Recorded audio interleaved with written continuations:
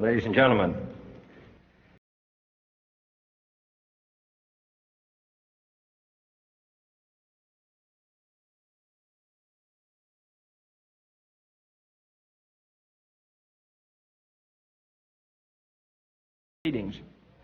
we decided long ago that the dangers of excessive and unwarranted concealment of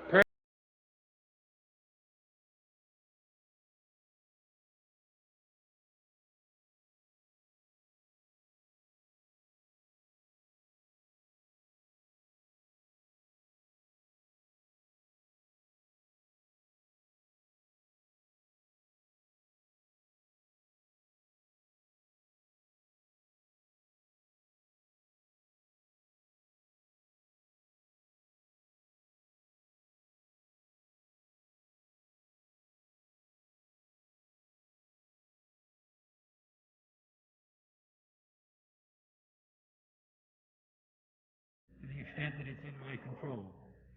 A no official of my administration, whether his rank is high or low, civilian or military, should interpret my words here tonight as an excuse to censor the news, to stifle dissent, to cover up our mistakes, or to withhold from the press and the public the facts they deserve to know. For we are opposed around the world by a monolithic and ruthless conspiracy that relies primarily on covert means for expanding its sphere of influence, on infiltration instead of invasion, on subversion instead of elections, on intimidation instead of free choice, on guerrillas by night instead of armies by day.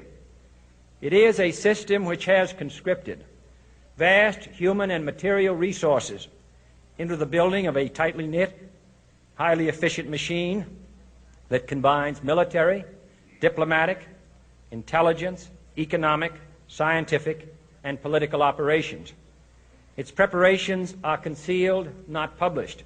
Its mistakes are buried, not headlined. Its dissenters are silenced, not praised. No expenditure is questioned, no rumor is printed, no secret is revealed. No president should fear public scrutiny of his program, for from that scrutiny comes understanding, and from that understanding comes support or opposition, and both are necessary.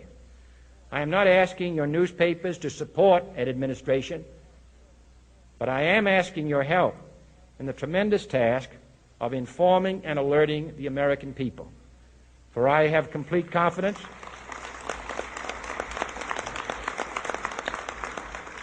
in the response and dedication of our citizens whenever they are fully informed. I not only could not stifle controversy among your readers, I welcome it. This administration intends to be candid about its errors, for as a wise man once said, an error doesn't become a mistake until you refuse to correct it.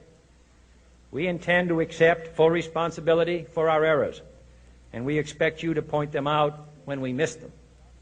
Without debate, without criticism, no administration and no country can succeed, and no republic can survive. That is why the Athenian lawmaker Solon decreed it a crime for any citizen to shrink from controversy. And that is why our press was protected by the First Amendment, the only business in America specifically protected by the Constitution, not primarily to amuse and entertain, not to emphasize the trivial and the sentimental, not to simply give the public what it wants, but to inform, to arouse, to reflect, to state our dangers and our opportunities, to indicate our crises and our choices, to lead, mold, educate, and sometimes even anger public opinion.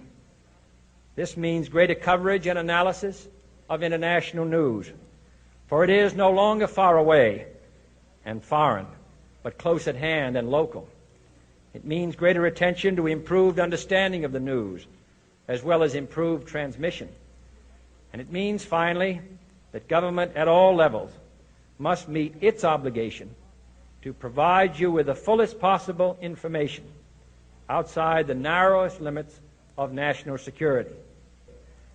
And so it is to the printing press, to the recorder of man's deeds, the keeper of his conscience, the courier of his news, that we look for strength and assistance, confident that with your help, man will be what he was born to be, free and independent.